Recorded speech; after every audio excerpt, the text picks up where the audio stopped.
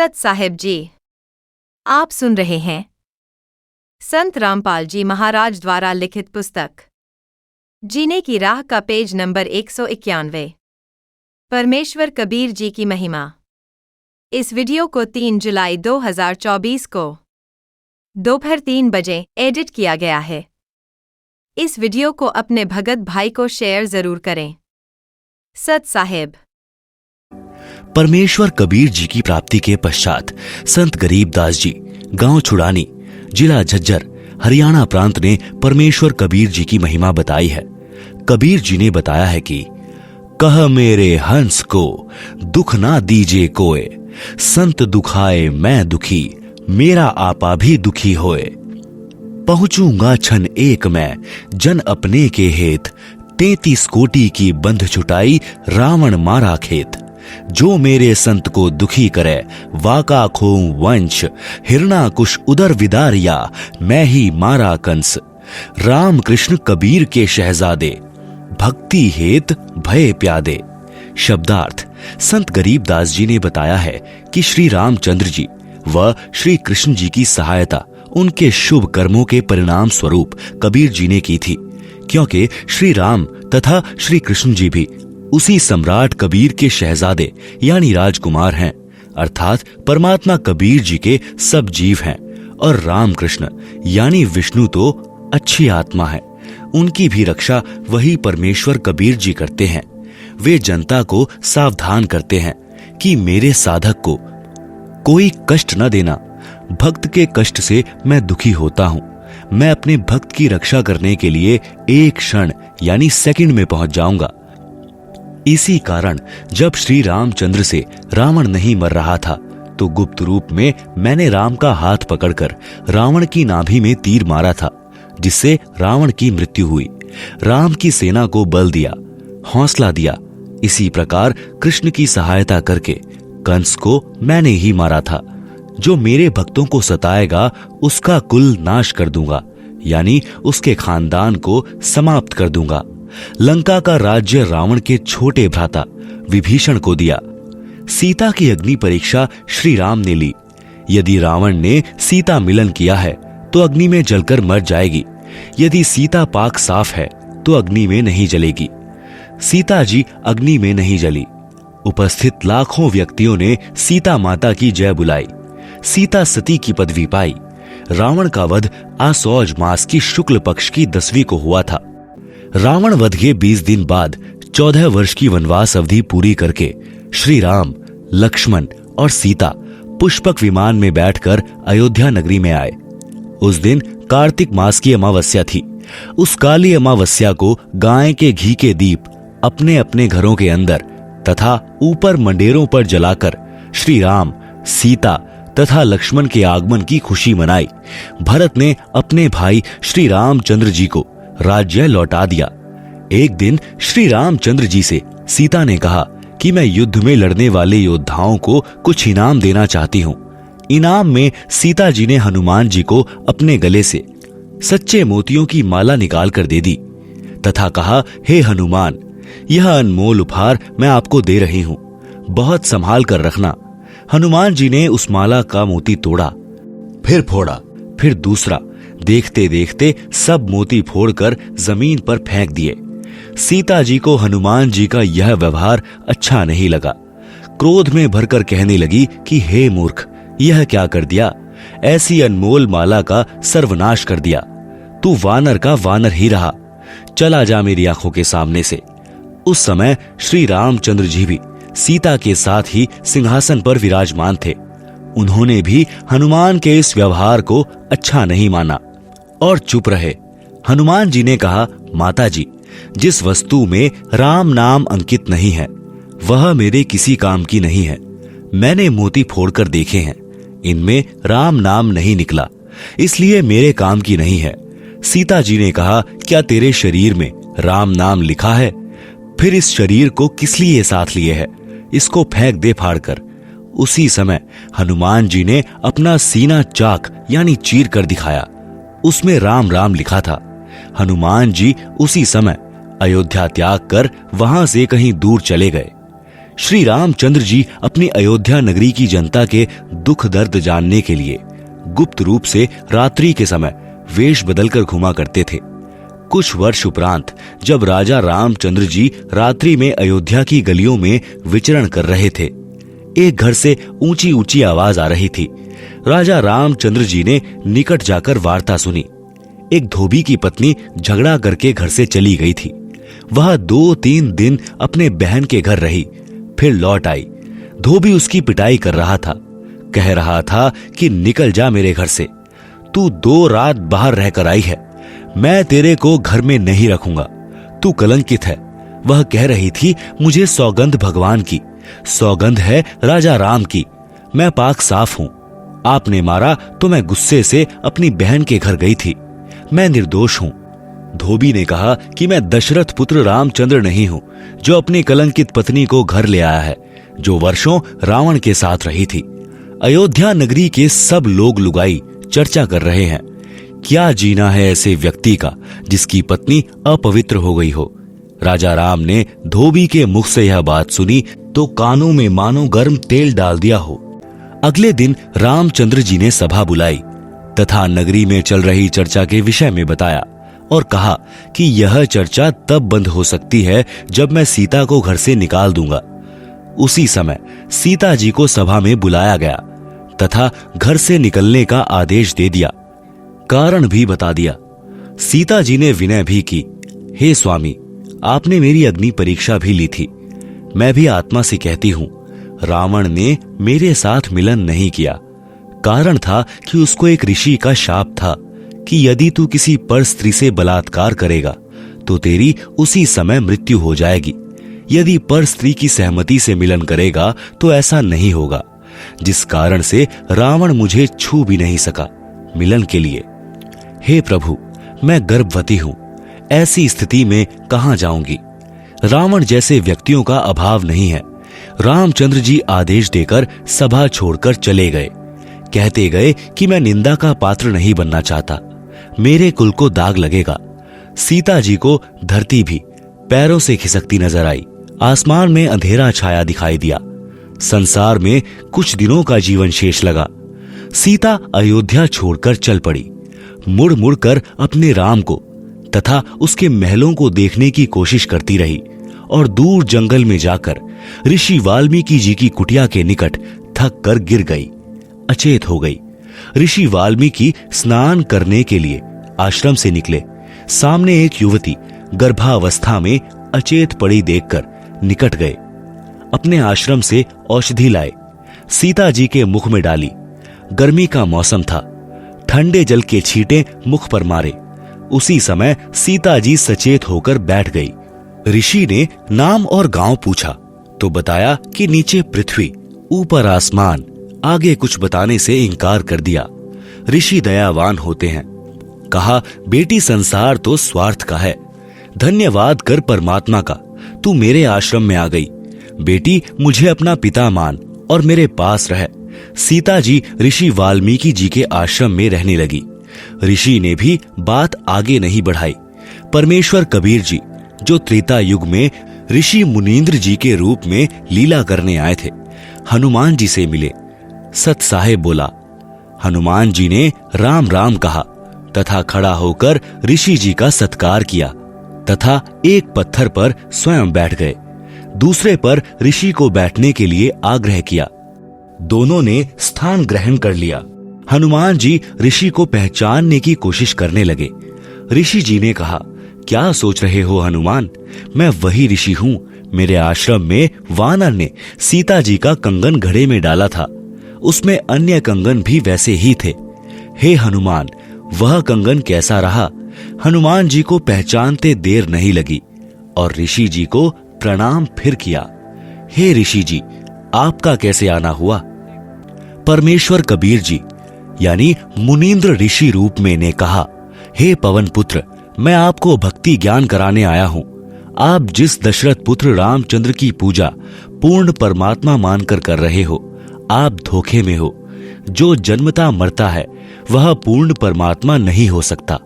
पूर्ण परमात्मा तो अविनाशी है। हनुमान जी ने कहा, हे ऋषिवर, मैं आपके वचनों से आहत होता हूं, मेरी भावनाओं को चोट लगती है। आप अन्य विषय पर चर्चा करें। परमेश्वर कबीर जी ने कहा कि यदि कोई व्यक्ति गलत रास्ते जा रहा हो, वह उस रास्ते को ठीक मानकर चल रहा हो जो डाकुओं के डेरे में जा रहा है। यदि कोई सज्जन पुरुष उसको बताए कि जिस रास्ते पर आप जा रहे हो आपकी जान तथा माल को खतरा है, आगे डाकुओं का डेरा है, पहले मारते हैं फिर लूटते हैं, यदि वह व्यक्ति कहे कि आप मेरी भावनाओं को चोटिल कर रहे हो, यह कितना सत्य है। हनुमान जी चुप रहे परंतु मुस्कुराए, मानो कह रहे हो आप सत्य कहते हो। हनुमान जी के चेहरे पर शांति का चिन्ह देखकर परमेश्वर ने बताया कि श्री रामचंद्र जी श्री विष्णु जी के अवतार हैं। श्री विष्णु जी श्री ब्रह्मा जी तथा श्री शिव जी का पिता काल ब्रह्म है। इसी को ज्योति निरंजन भी कहते हैं। काल को इसकी गलती के कारण शाप लगा है कि 1 लाख मानव शरीरधारी प्राणियों को प्रतिदिन खाया करेगा, 1.25 लाख प्रतिदिन उत्पन्न किया करेगा, जिस कारण से उसने अपने तीनों पुत्रों को एक एक विभाग का स्वामी बना रखा है। श्री ब्रह्मा जी रजगुण हैं, जिसके प्रभाव से सर्व प्राणी प्रेरित होकर संतान उत्पत्ति करते हैं, जिस कारण से ब्रह्मा को भूल से उत्पत्ति करता मान रखा है। उत्पत्ति करता तो पूर्ण परमात्मा है। काल ने अपने दूसरे पुत्र विष्णु को कर्मानुसार पालन करने का विभाग दिया है। विष्णु सतगुण है। काल ने तीसरे पुत्र शिव तमगुण को इन 1 लाख मानव शरीरधारी जीवों को मारकर उसके पास भेजने का विभाग दे रखा है। वह स्वयं अव्यक्त यानी गुप्त रहता है। आप देख रहे हो यहां कोई भी जीव अमर नहीं है। देवता भी मरते हैं, ब्रह्मा विष्णु शिव भी जन्मते मरते हैं। जो पूरी आयु जीते हैं, वृद्धावस्था भी सब में आती है। एक लोक ऐसा है जहां पर वृद्धावस्था तथा मरण नहीं है। वहां कोई रावण किसी की पत्नी का अपहरण नहीं करता। आपकी आंखों के सामने लंका में हुए राम रावण युद्ध में कितने व्यक्ति तथा अन्य प्राणी मारे गए। एक सीता को छुड़ाने के लिए आपने श्री रामचंद्र जी के लिए अपने प्राणों की बाजी लगाकर लंका को जलाया। रावण का भाई अहिरावण जो पाताल का राजा था, वह राम तथा लक्ष्मण का अपहरण करके ले गया, उनकी बलि देने वाला था। आप वहां गए और उन दोनों को जीवित लाए। आप ही बताएं, वे परमात्मा हैं। जिस समय नाग फांस शस्त्र के छोड़ने से सर्पों ने श्री राम तथा आप तथा सर्व सेना व लक्ष्मण तक बांध दिया था। सर्प आप सबको जकड़े हुए थे, आप सब विवश थे। कुछ समय में आप सबको रावण की सेना आसानी से काट डालती। उस समय गरुड़ को पुकारा गया, उसने नागों को काटा। आप तथा रामचंद्र बंधन मुक्त हुए। यदि परमात्मा इतना विवश है कि अपना बंधन नहीं काट सका, तो पुजारियों का क्या होगा? विचार करो। काटे बंधन विपत में कठिन कियो संग्राम, चिन्हो रे नर प्राणियों गरुड़ बड़ों के राम। शब्दार्थ। इस वाणी का शब्दार्थ ऊपर किया है। हनुमान जी ने कहा, ऋषि जी, समुद्र पर पुल बनाना क्या आम आदमी का कार्य है? यह परमात्मा बिना नहीं बनाया जा सकता। समंदर पाटी लंका गयो, सीता को भरतार, अगस्त ऋषि सातों पिए, इनमें कौन करतार। शब्दार्थ। यदि आप समुद्र के ऊपर सेतु बनाने से श्री रामचंद्र जी को परमात्मा मानते हो, तो अगस्त ऋषि ने 7 सागरों को पी लिया था। इनमें कौन है परमात्मा? ऋषि मुनींद्र जी ने बताया कि आप भूल गए क्या? एक ऋषि आए थे, उन्होंने एक पर्वत के पत्थरों को अपनी डंडी से रेखा खींचकर हल्का किया था, तब पत्थर तैरे थे, तब पुल बना था। रामचंद्र तो 3 दिन से रास्ता मांग रहे थे। समुद्र ने ही बताया था नल नील के विषय में। हनुमान जी ने कहा कि वह तो विश्वकर्मा जी थे, जो वेश बदलकर श्री रामचंद्र जी के बुलाने पर आए थे। परमेश्वर कबीर जी ने कहा कि विश्वकर्मा जी तो पुल का निर्माण कर सकते हैं, जल के ऊपर पत्थर नहीं तैरा सकते। नल नील के हाथों में शक्ति थी, उनके हाथों से डाली गई वस्तु जल के ऊपर तैरा करती थी। उस दिन उनमें अभिमान आ गया था, उनकी शक्ति समाप्त हो गई थी। वह आशीर्वाद मेरा ही था। हनुमान जी ने कहा, क्या आप ऋषि मुनींद्र जी हैं? परमेश्वर जी ने कहा, हाँ। मुनींद्र जी ने कहा कि आपने अपने प्राणों की परवाह न करके राम जी के लिए क्या नहीं किया। जब सीता ने आपको अपशब्द कहे और घर छोड़ने को कहा, उस समय श्री राम वहीं विराजमान थे। एक शब्द भी नहीं कहा कि सीता ऐसा न कर। पवन सुत अंदर से तो मान रहे थे, परंतु ऊपर से कह रहे थे कि ऋषि जी, किसी की आलोचना नहीं करनी चाहिए। मुनींद्र जी ने कहा कि सत्य कहना आलोचना नहीं होती। यदि श्री रामचंद्र और सीता के अंदर अच्छे इंसान वाले गुण भी होते तो भी आपका आजीवन एहसान मानते और अपने चरणों में रखते। आप तो उनके बिना जीना भी उचित नहीं मानते। और सुनो, आपके साथ जैसा व्यवहार किया उसका फल भी सीता तथा रामचंद्र को मिल गया है। कुछ वर्षों के पश्चात सीता को श्री राम ने घर से निकाल दिया। उस समय वह गर्भवती थी। यह सुनकर हनुमान की आंखों से आंसू निकल आए और ऋषि जी के चरणों में गिर गए। कुछ नहीं बोले। अयोध्या वासियों ने 2 वर्ष दीपावली और दशहरा मनाया था। उसके पश्चात बंद कर दिया था कि जिस देवी के लिए रावण मारा, आज वह फिर कितने रावणों का कष्ट झेलेगी। दीपमाला खुशी का प्रतीक है। जब राजा और रानी भिन्न भिन्न हो गए तो ना दीपावली राजा को अच्छी लगे और ना प्रजा को। इसलिए दीपावली का पर्व उस समय से बंद हो गया था जो 2 वर्ष मनाया था। उसी के आधार से भोली जनता यह पर्व मना रही है। इसी प्रकार दशहरा तथा रावण दहन की परंपरा चली आ रही है। यदि किसी के घर पर किसी जवान की मृत्यु हो जाती है तो वह परिवार तथा रिश्तेदार कोई त्योहार नहीं मनाते। हनुमान जी ने कहा, प्रभु परमेश्वर की चर्चा करो। कबीर परमेश्वर जी ने सृष्टि रचना सुनाई। सत्य कथा सुनकर हनुमान जी गदगद हुए। सत्य लोक देखने की प्रार्थना की। परमेश्वर आकाश में उड़ गए। हनुमान जी देख रहे थे। कुछ देर अंतर्ध्यान हो गए। हनुमान जी चिंतित हो गए कि अब ये ऋषि कैसे मिलेंगे। इतने में आकाश में विशेष प्रकाश दिखाई दिया। हनुमान जी को दिव्य दृष्टि देकर सतलोक दिखाया। ऋषि मुनींद्र जी सिंहासन पर बैठे दिखाई दिए। उनके शरीर का प्रकाश अत्यधिक था। सिर पर मुकुट तथा राजाओं की तरह छत्र था। कुछ देर वह दृश्य दिखाकर दिव्य दृष्टि समाप्त कर दी। मुनींद्र जी नीचे आए। हनुमान जी को विश्वास हुआ कि ये परमेश्वर हैं। सत्यलोक सुख का स्थान है। परमेश्वर कबीर जी से दीक्षा ली, अपना जीवन धन्य किया, मुक्ति के अधिकारी हुए। इस प्रकार पवित्र आत्मा परमार्थी स्वभाव हनुमान जी को परमेश्वर कबीर जी ने अपनी शरण में लिया। परमार्थी आत्मा को संसार तथा काल के स्वामी भले ही परोपकार का फल नहीं देते, परंतु परमेश्वर ऐसी आत्माओं को शरण में अवश्य लेते हैं, क्योंकि ऐसी आत्मा ही परम भक्त बनकर भक्ति करते हैं और मोक्ष प्राप्त करते हैं। संसारिक व्यक्ति जो परमार्थी को धोखा देते हैं वे आजीवन कष्टमय जीवन व्यतीत करते हैं। श्री रामचंद्र जी को अंत समय में अपने ही पुत्रों लव तथा कुश से पराजय का मुंह देखना पड़ा। सीता जी ने उनके दर्शन करना भी उचित नहीं समझा। देखते देखते पृथ्वी में समा गई। इस ग्लानि से श्री रामचंद्र जी ने अयोध्या के पास बह रही सरयू नदी में छलांग लगाकर अपनी जीवन लीला जल समाधि लेकर समाप्त की। परमार्थी हनुमान जी को निस्वार्थ दुखियों की सहायता करने का फल मिला। परमात्मा स्वयं आए, मोक्ष मार्ग बताया, जीव का कल्याण हुआ। हनुमान जी फिर मानव जीवन प्राप्त करेंगे। तब परमेश्वर कबीर जी उनको शरण में लेकर मुक्त करेंगे।